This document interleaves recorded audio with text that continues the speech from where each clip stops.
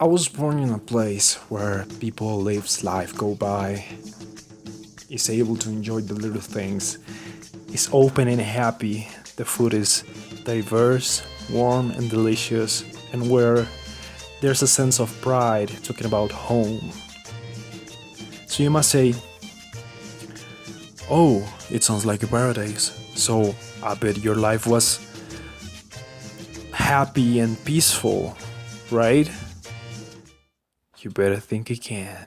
My life began at the middle of my parents' university, and we lived in a hill. If you cover the lower part of your face, you could almost not see the hole in which you were living in. And believe it or not, it was haunted as well. Night steps, door knocking almost all the time. And then we moved to another location. I was about 5 years old at the time, and I had to walk the same of my age in kilometers because there was no money for the bus. And I'm glad I saw it as a game.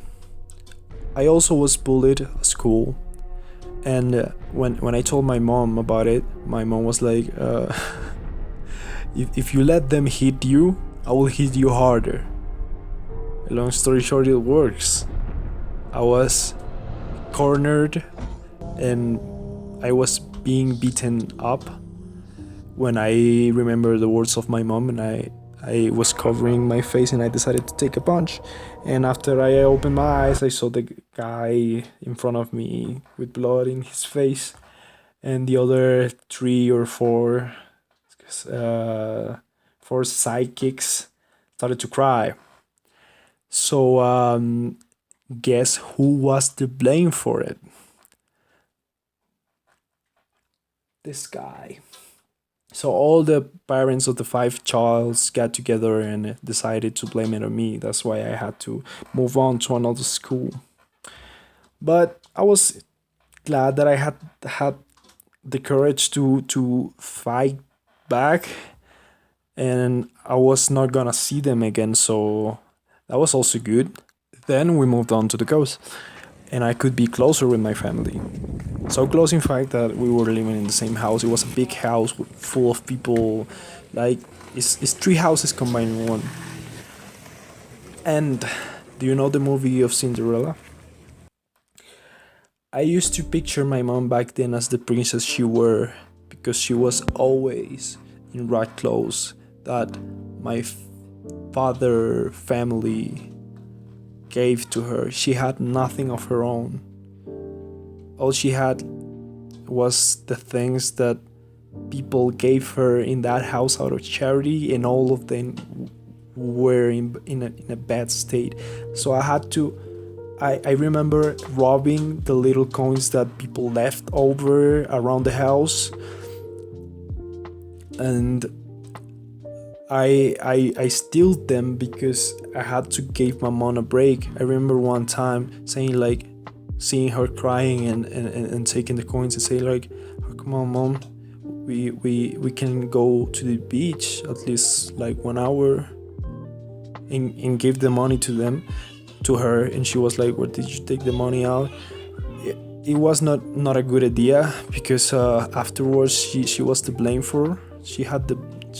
Everybody blaming on her, but it kind of got diffused because people there is trash, so everybody robbed on everybody, so it got a little bit mixed together. But I had these memories of people trying to hit my mom, and my mom had to run away and close the door and shit like that. It was awful. So after that, we moved on to another location, and yeah, we didn't have to worry no more about those things. My mom didn't have to worry no more about hiding her suffering from me. But the only thing we had to worry about was reaching home safe, pay the rent, and reaching home safe without nobody robbing you or killing you. We were living in this neighborhood that was like a kind of like a hitman neighborhood. A lot of people died there, and I don't know why, because I always told myself like, oh, maybe because it's a very low neighborhood and there's hitmen and all that stuff, but it makes no sense. Like why the hitman would kill someone in his neighborhood? It makes no sense. So I don't know what was it, but I always had to take care of myself when I was going to the grocery to buy a half liter of milk that was supposed to last the whole week. So in this place we got robbed twice because people broke into our home, and also I saw a guy pulling. My mom this day was so happy because she had enough to buy some bag a purse. She had the enough amount of money to buy a purse, and the first day that she used it, a guy we were with my mom's grandma at the time, and we were getting out of church, and a guy pulled the bike next to us, and it was too quick. I didn't notice that, and I hated myself because I couldn't do anything. She pulled the purse and my mom as well, and put a gun in her back like this. She was like all contortion, and it was awful seeing that. Also, it was awful having to walk in the street with her a lot of, I don't know how many miles. It was a lot just to go to church. In one of them, one guy passed with a bike and grabbed her thighs.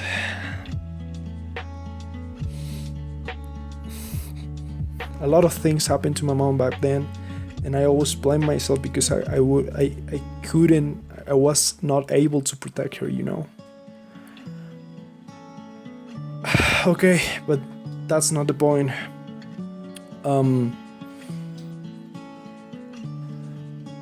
That's not the point. The house was haunted too. It was not a house, it was an apartment, a little apartment. It was haunted too, believe it or not. So the luck is not getting better. But we moved on to another house in an expansion area of the city, and it was fine. There was not a lot of people, and then the streets were just dirt, but like it was fine. It was fine until new gangs started to settle there and killing the people who watch over those neighbors. So that was the only problem, but as far from that, I was good. I was going to school, and in this school I had my first crush, and also was enjoying a lot the food they served there. It was very delicious, even though I could just only pick between one thing to eat or one thing to drink. I was enjoying the experience. It didn't matter if most of the kids could have more than both. I never liked fights, but I was pushed into a lot.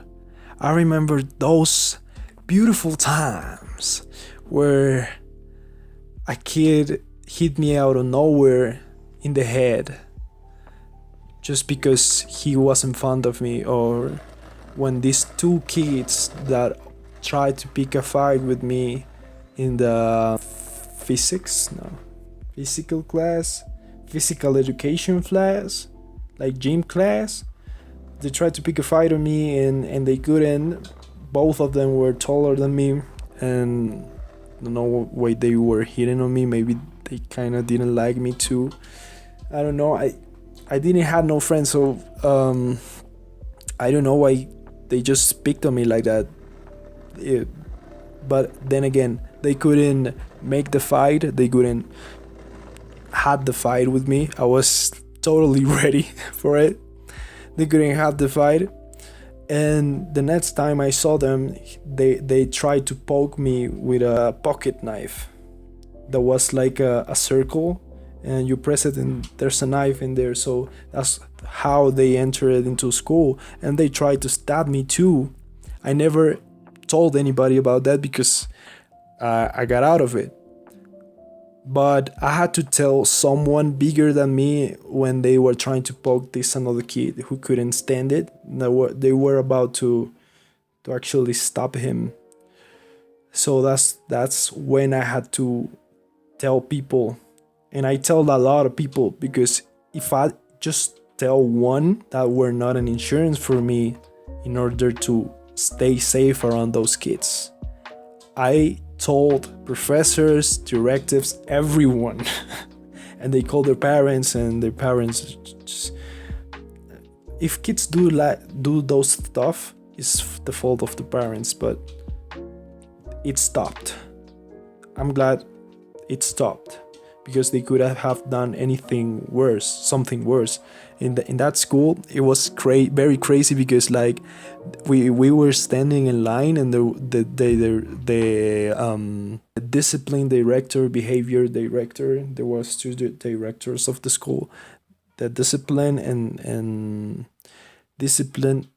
and behavior director used to tell us like, there's a lot of fighting in this school. I don't know what kind of kids we are teaching here.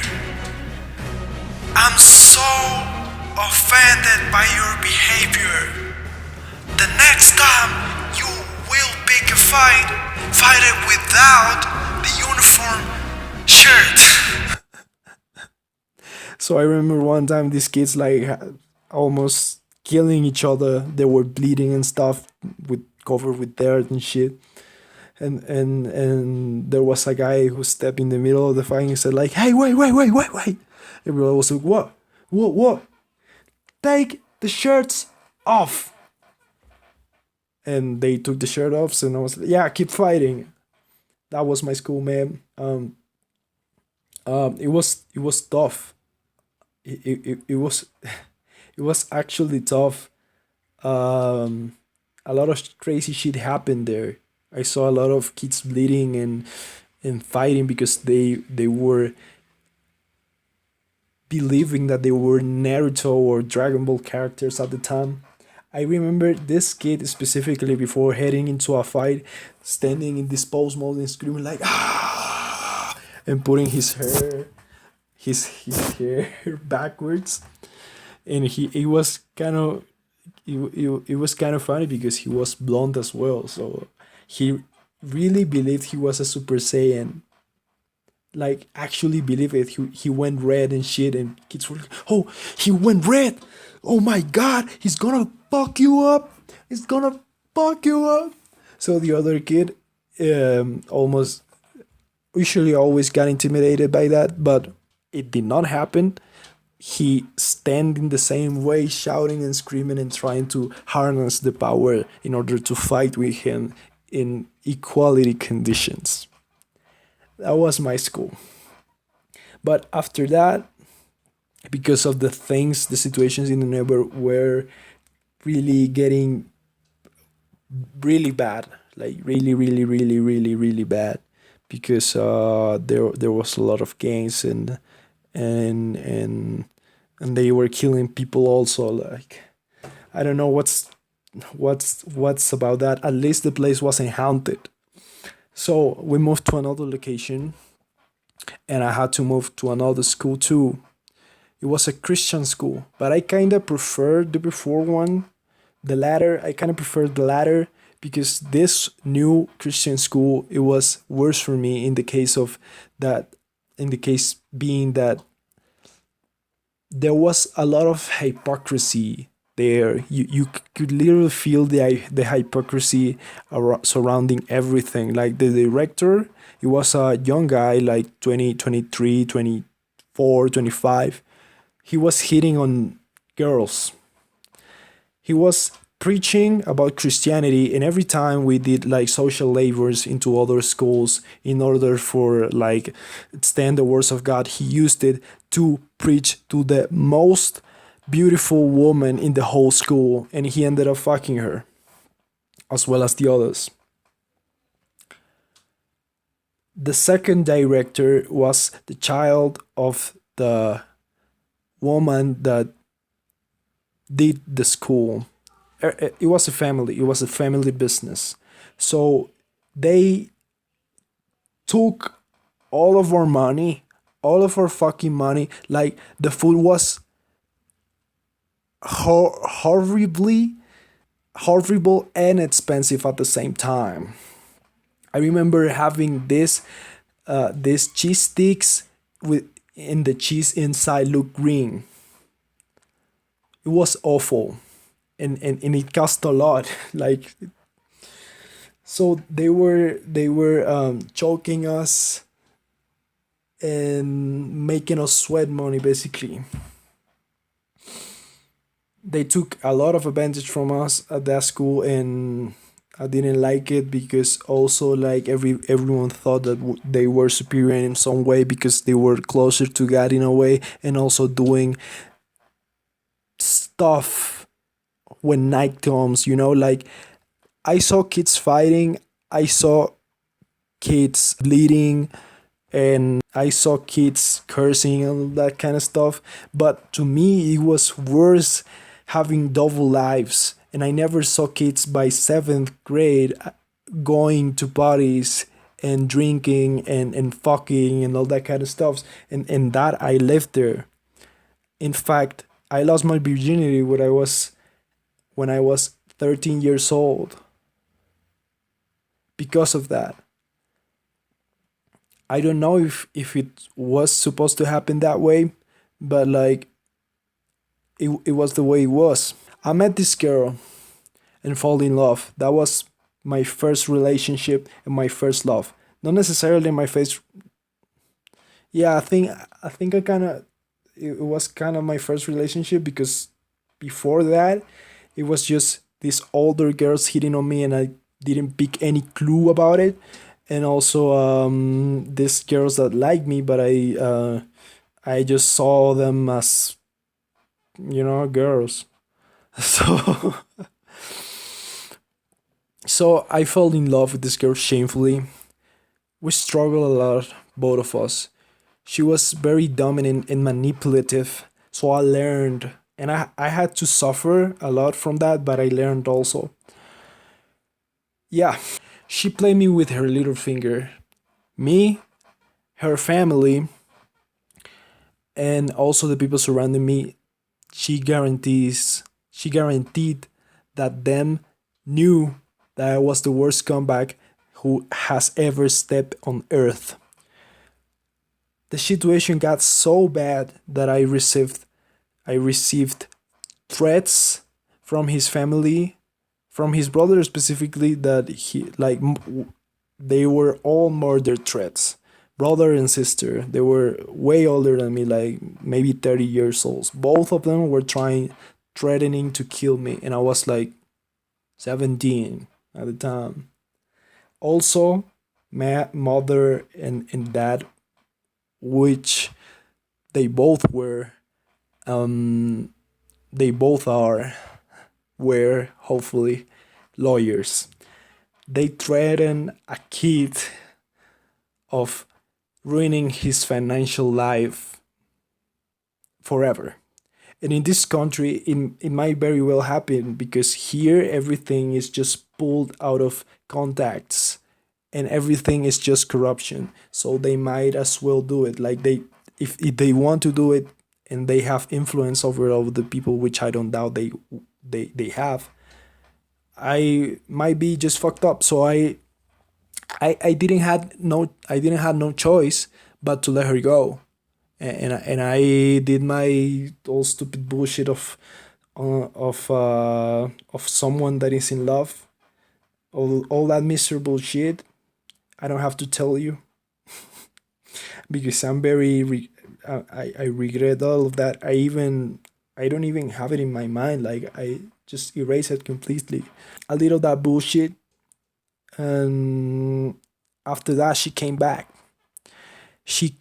surprised me in my home, and she I remember her having me in my lap, and she was rubbing my hair, and she told me that she would never leave me again, and we would be together forever, and that she loved me, and that everything, you know how it is. Everything was just this and that, and I always loved you, and please don't leave me, and stuff like that.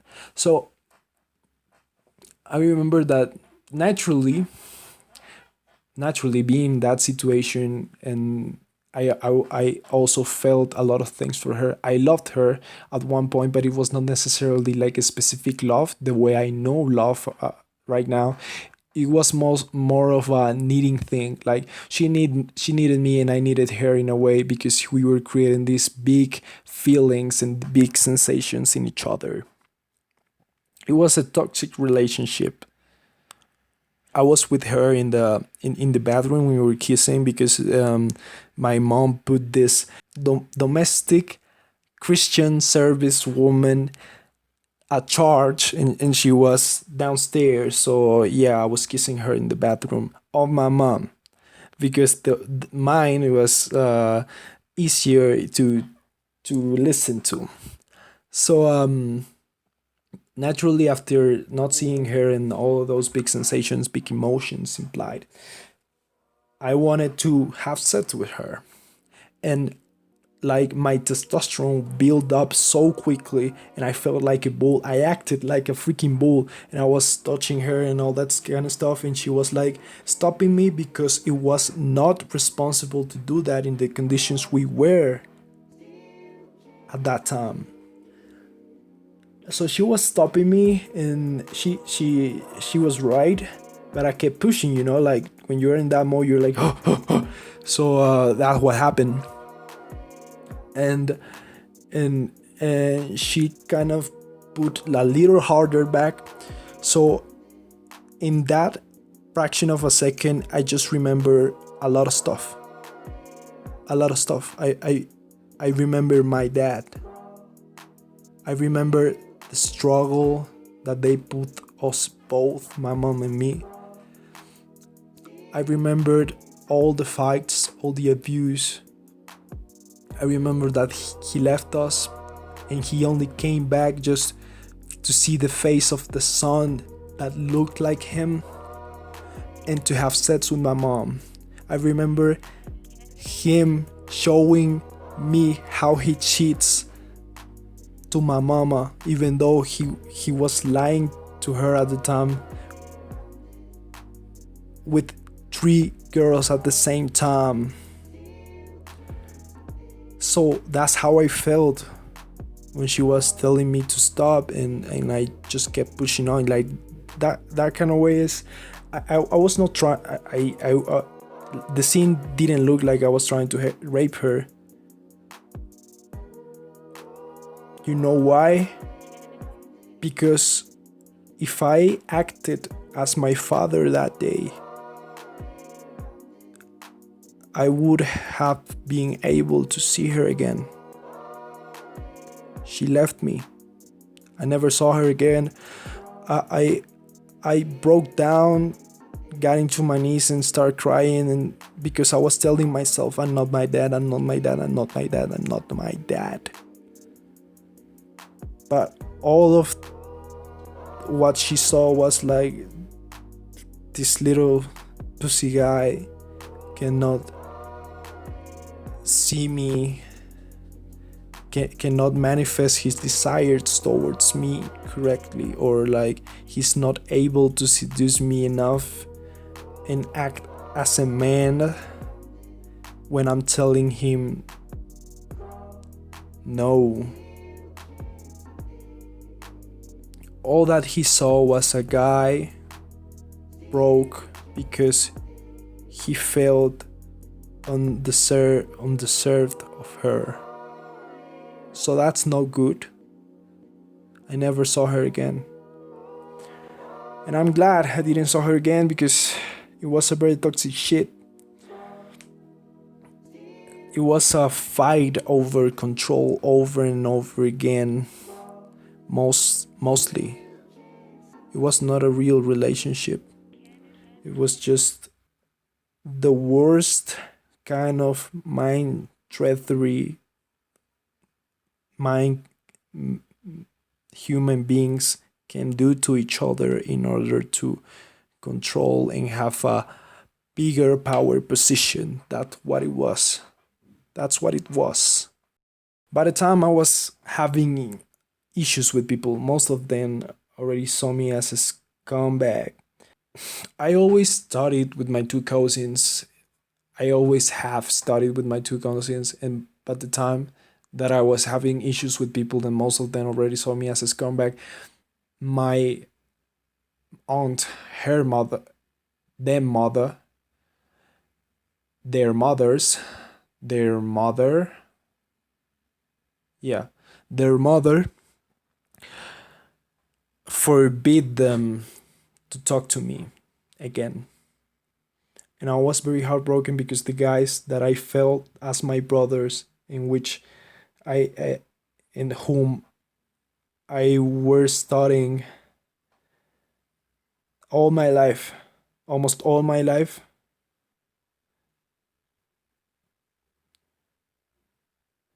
just followed it, and no questions answered, no questions asked, no flexible thing, nothing. Just did it. It was that easy for them. So at the time, I was being imprisoned in my own home because my mother firmly believed in a way that I was possessed, because of that I was possessed, and I had no internet, I had no TV. The only thing I did was just having doing exercise the whole day,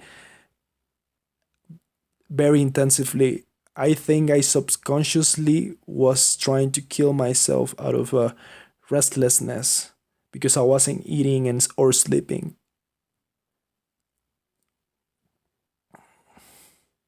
So I was very angry. I was sad, mad, angry, whatever you can imagine. And I was seeing these shadows in my room. Yeah, exactly like your world, that I was seeing a lot of shadows in my room each time I went to sleep, and it was awful because in the point in which I saw those shadows as my friends because they were the only ones that were there. My mom used to reach the house and just close the door, and she didn't want anything to do about with me, and I get it. I was angry and I was showing bad behaviors towards her, but the situation didn't have to reach that way because I was in completely isolation from everyone I ever considered important to myself, to my life. And even the friends I had at the time, I tried to open up, but they didn't get it. They mocked me. So I never did it again. Again. Never did it again with nobody, neither my mom, nobody in my family, nobody in my friend group, nobody. I was alone. And those shadows were the only things that were beside me. So I accepted them as my friends back then. So after that, I proceeded to kill myself and failed. The next one, I said to myself, the next one is gonna be the one. I'm gonna make it not fail. So I bought a rope, and because I had this tube hanging in which I could do some exercise, and it was very stable. I thought like if I failed trying to drown myself, because like your body's kind of responsive towards those things, I'm gonna do something in which I cannot help myself. And I was with the rope in the backyard. Is not a yard, it's just a square with floor. I was back there seated in a plastic chair, just looking faded to nowhere, and I was thinking about how was I gonna do it, and that I could not pass from that date. From this point on, there will not be any day from me from this point on. So I was consider everything, and how I because I did not have any choice in my life. I was all the power was taken from me in a lots of ways, with my girlfriend, with the way I decided to live. I couldn't go out.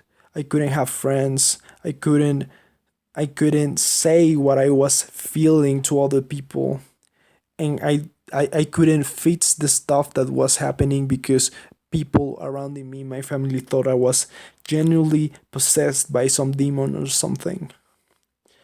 So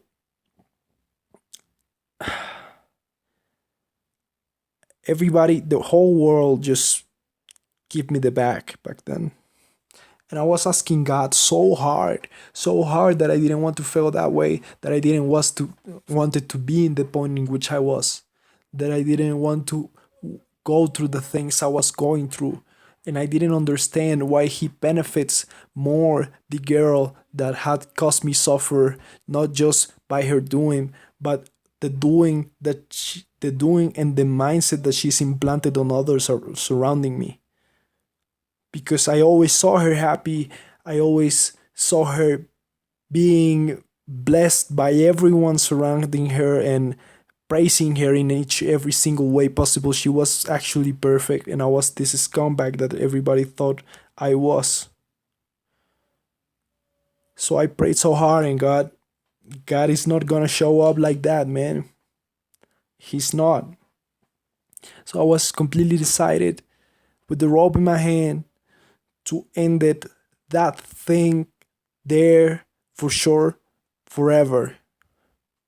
Because that was the only decision that I had left to do, in which I could take and decide. I was alone. Nobody would even notice. And everyone had turned their backs on me. And I bet that if I would have done it, everyone just would turn around and stop giving me the back, giving the curse that is laying on the ground, stop giving the back to the corpse that's laying on the ground, and start crying, because people is like that. Shamefully. But no God, nor friends, nor family, nor mom and dad, nor God saved me. I saved myself. I was contemplating the fact that I was going to die, and I was dwelling into, which is it? Am I a coward, or am I brave for doing so?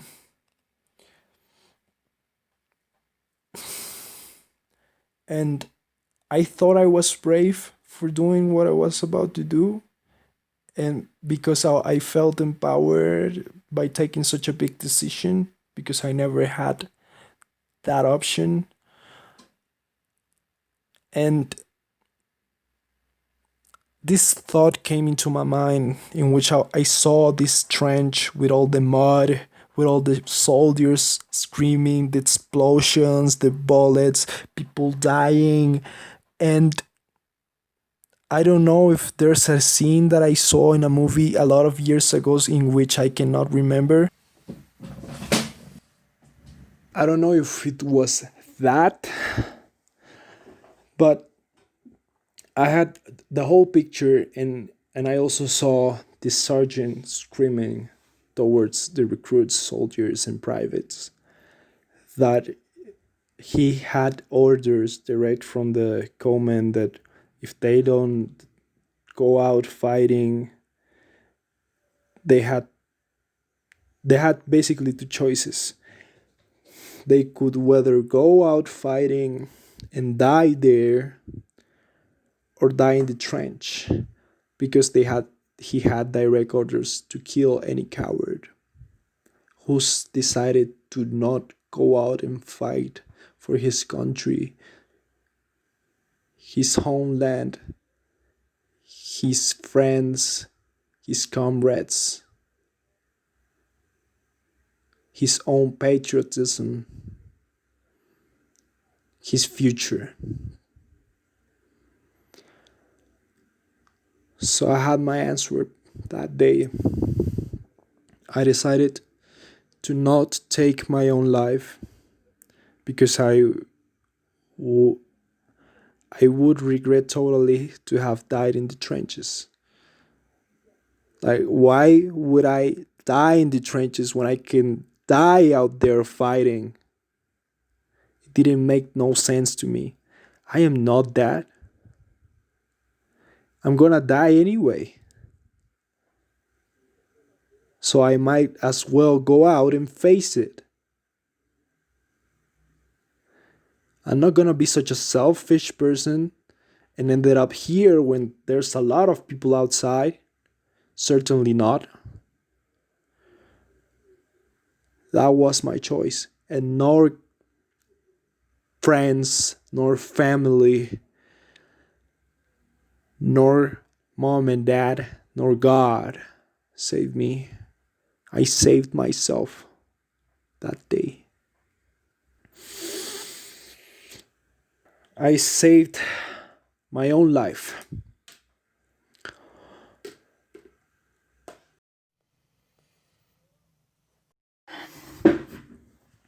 Okay, so I came to the capital to study, and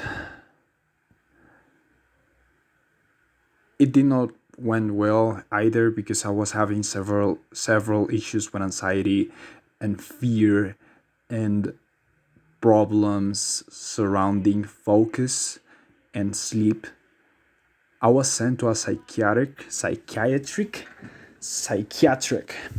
and I was getting confused with that word.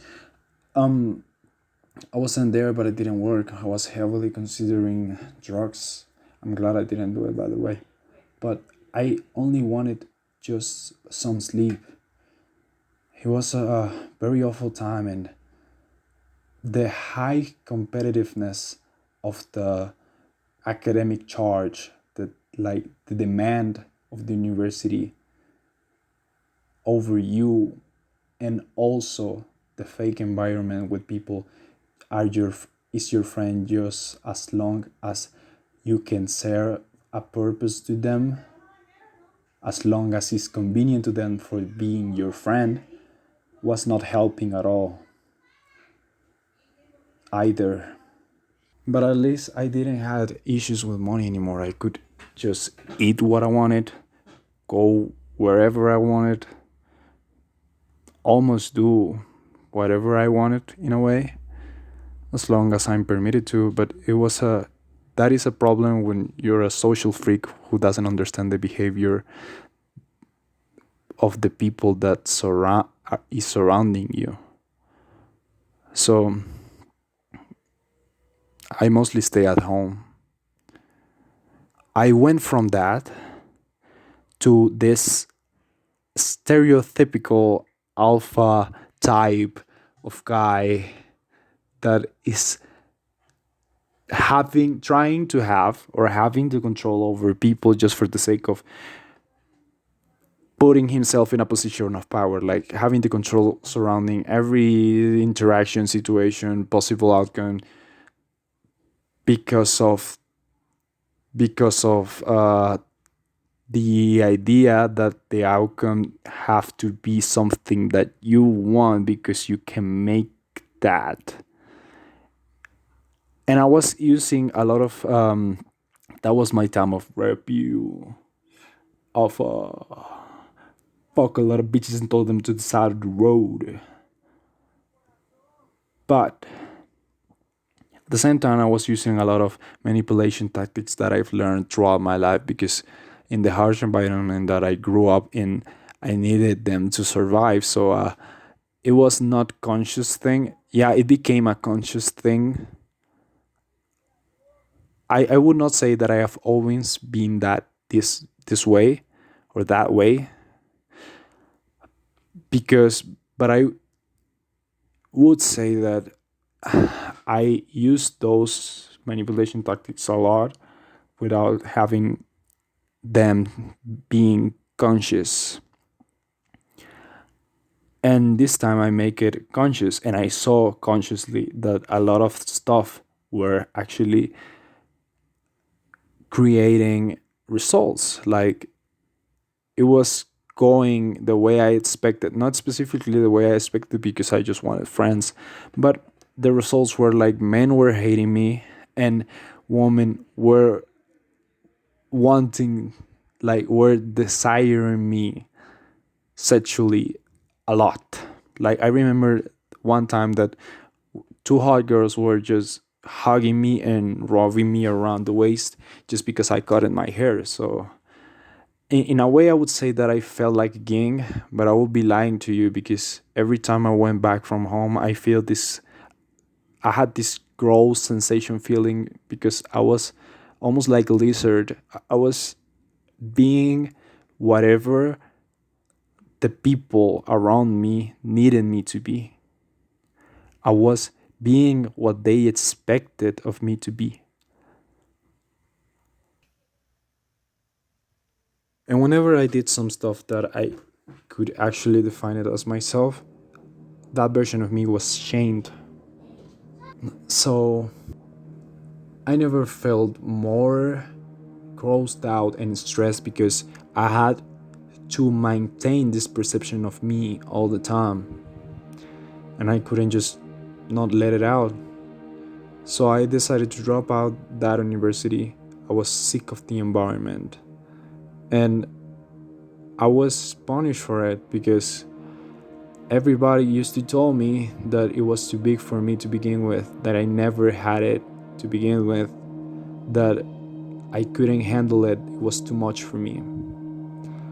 And what a failure I was because of dropping out of that university, which is the best university in the country. So I accepted the criticism to the point I felt deserveful of being undeserveful, you know? Like, I accepted a lot of things from a lot of bunch of people. I accepted people walking over me because I felt that I should sacrifice myself in order to make someone accomplish happiness or something like that. Like, this very sacrificing hero mindset I had. I was convinced that, like, I have a big heart. No matter the way I look, I have a big heart. I care about people. So I was totally convinced that if I wanted to help people, I should allow them to step and walk over me in order for them to feel better and accomplish something that would have made them get out of the hole in which they are. I genuinely thought that. And I'm glad I don't have this mentality anymore because all my fucking life I've been controlled. I've been said what to do, eat what they eat, dress how they dress, do what they do, and go out supposedly the way they usually go out. I never was into that kind of stuff. All my family was always into partying and drinking and get wasted and make childs when you're young. I never wanted that for my life, and I was always seen as a freak. That's why I tried to compensate by having an alter ego and having that validation out of people because it was something that I never had. I was creating this false sense of self because I was trying to get from others the love I never felt. I view the world as a transaction, even though if I wanted others to succeed and show my appreciation and love for them, this is kind of funny because when you do that, people just run away. They run away. So even though I was showing my love and appreciation for people, it was not being reciprocate, like being the same with me. And that's why it created this thing when I felt that the transaction or whatever I was doing, I was deserving of not having, because I had to sacrifice myself, because people in the world is so hurt that I have to be stronger in order to others to heal. And it's so wrong, so goddamn wrong. I've been in control in my whole life. I couldn't have, I was not able to make meaningful decisions, and every time I did a meaningful decision, I was punished for it. I'm done with that, and I'm glad I got out of that mindset, because otherwise I wouldn't be making this. Otherwise I wouldn't have the discipline, the self-control, the motivation, and the willingness to put myself out there and speak what happened to me, in hopes to help someone else, like really help, because what I was doing was not helping. If you let someone walk over you, it's just having no respect for yourself. It is not gonna make that person better. It's just gonna make him feel better, him or her better. But it doesn't mean she will be a better person afterwards. You're feeding that ego, that necessity of control, that toxic shit that is in each one of us, in which we think that we are better because someone is less. And now, psychiatric or religion, friends or family, faith or God, nothing took me out of that. It was me. Because I took myself, I learned, I cared so much for myself at the time, into actually putting the work and watching my thought patterns and correcting it, and being my version of a best friend with myself in order to heal. And not because I'm just a superior being or something like that, or because I'm smart or something like that. You just have to care enough for yourself. I don't know how you reach this beside of my mama, but if you reach this, I do believe it was for something. And I want to let you know that I care for you even though I don't know you.